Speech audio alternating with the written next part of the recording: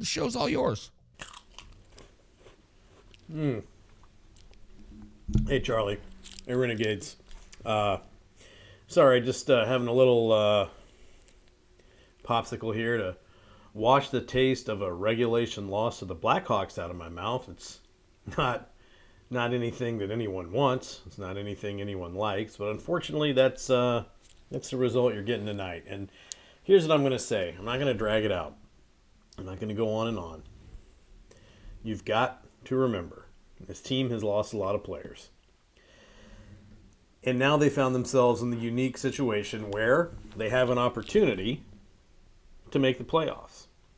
Now, what I like about this is that it gives this group of kids, really, there's a lot of young kids on this team, something to strive for, and they've been stepping up to the challenge. And you see a team like Chicago as a fan, even as an analyst, whatever, and you say, okay, here's a team that the Predators should be able to push around very easily. But you've got to remember, the Blackhawks, despite what I'm sure all their fans want, which is them to tank, right? They obviously want Connor Bedard.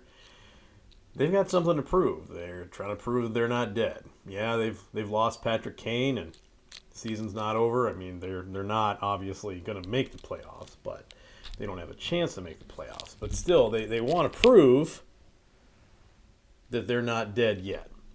And they proved that tonight with the win against the Predators. And it's unfortunate because the Predators really could have taken advantage of that Winnipeg loss to Boston. You kind of knew that one was coming. Boston doesn't play around. They're on another level than the entire league this season.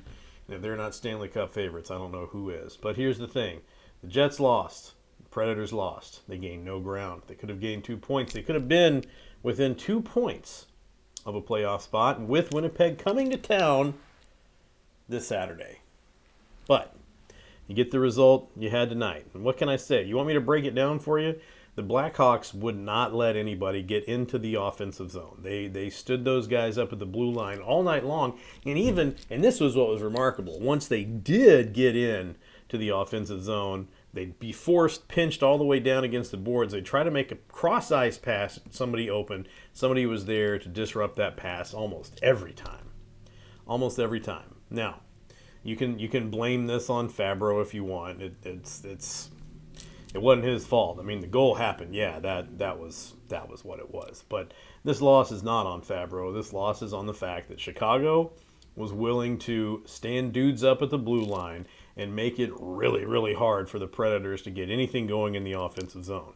That's exactly what happened. That's the thing you got to avoid. You've got to be prepared for that. They sent Igor Afanasyev down to Milwaukee and brought Michael McCarron up for the matchup, and that didn't really seem to pay off. So the fact of the matter is, Preds are still down a lot of guys that could be contributing, and they've got a lot of guys coming in that are trying to make a name for themselves and trying to prove that they're worth sticking around at the NHL level, and this is a great opportunity for that. And realistically, some of those guys tonight, they didn't shine, and that's what it comes down to. Chicago played a better game. Chicago defended that zone with everything they had, and once the Preds got into the zone, they didn't let them do anything. So, long story short, it sucked. And now I've got to eat the rest of this popsicle to get the taste of that L out of my mouth. Renegades, it's nice talking to you, Charlie. I'm going to send it back over to you.